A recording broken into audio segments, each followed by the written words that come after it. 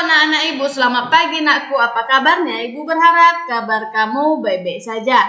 Nah, berjumpa lagi dengan Ibu Elizabeth Toha. Di sini Ibu akan menyampaikan materi pembelajaran kita yaitu tema 3C, benda di sekitarku, subtema 4, keajaiban perubahan wujud di sekitarku, pembelajaran 2. Adapun tujuan pembelajarannya yaitu yang pertama, kamu dapat menuliskan perubahan wujud benda yang terjadi pada proses pembuatan gula.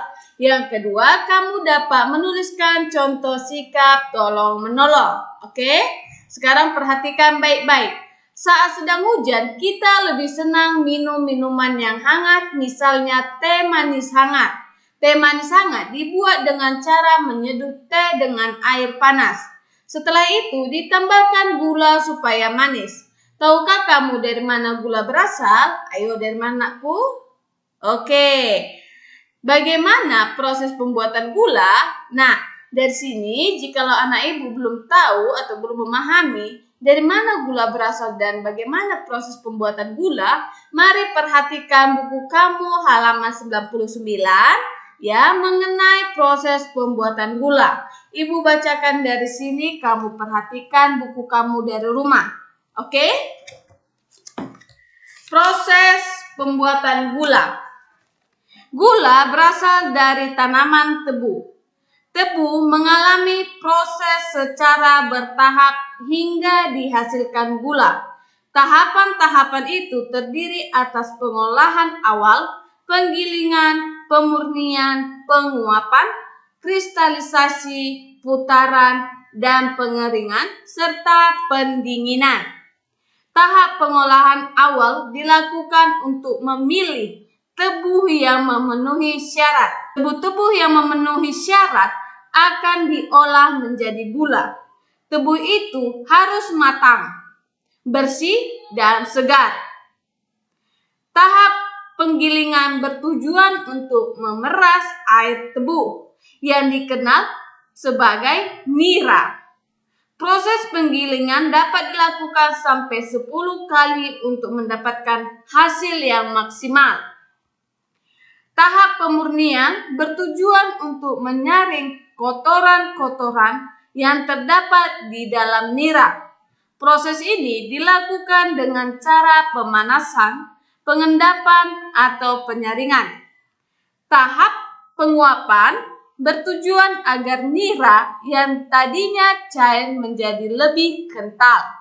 Penguapan nira dilakukan pada suhu 65 sampai 110 derajat Celcius.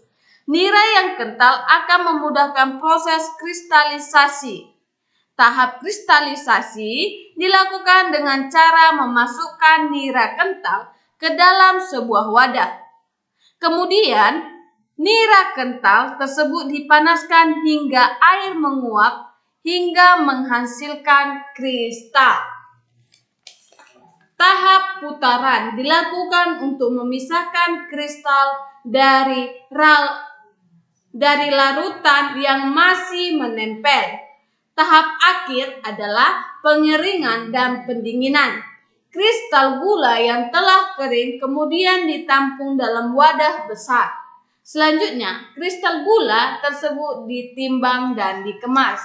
Nah, itu adalah proses pembuatan gula ya. Proses pembuatan gula itu ada dari tahap pengolahan awal, penggilingan, pemurnian, penguapan, kristalisasi, putaran, dan pengeringan serta pendinginan. Oke, selanjutnya. Sekarang perhatikan halaman 110. Sudah? Di situ ayo berdiskusi yang paling bawah. Oke? Ayo berdiskusi. Gula dimanfaatkan untuk membuat minuman manis.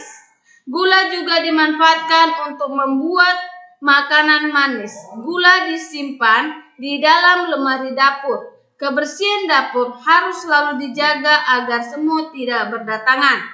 Siapakah yang bertanggung jawab menjaga kebersihan dapur di rumahmu? Ayo, siapa? Oke, setiap anggota keluarga memiliki tugas masing-masing. Jika kamu melaksanakan tugasmu dengan baik, artinya kamu sudah membantu orang tuamu. Membantu orang tua merupakan salah satu contoh sikap tolong-menolong.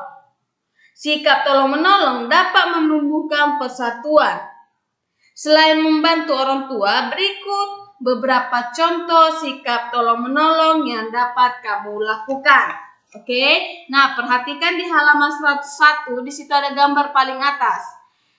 Contohnya, contoh sikap tolong-menolong itu yang pertama itu ada membantu nenek membawa barang, membantu adik belajar, memberikan sumbangan kepada yang membutuhkan. Oke? Nah, di sini Ibu akan menjelaskan sedikit tentang apa itu pengertian tolong-menolong dan manfaatnya. Oke?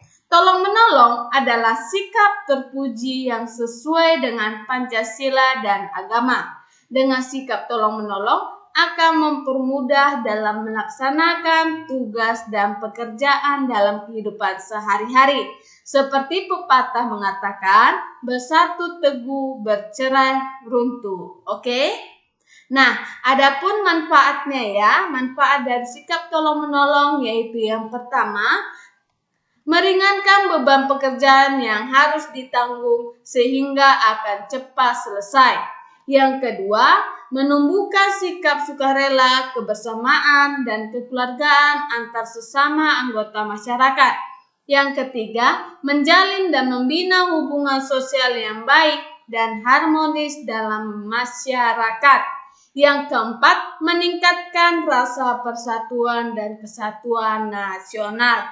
Nah, ini adalah pengertian tolong-menolong dan manfaat dari tolong-menolong.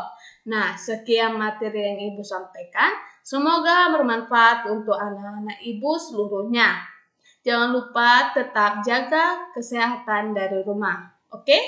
Selamat pagi dan salam sehat.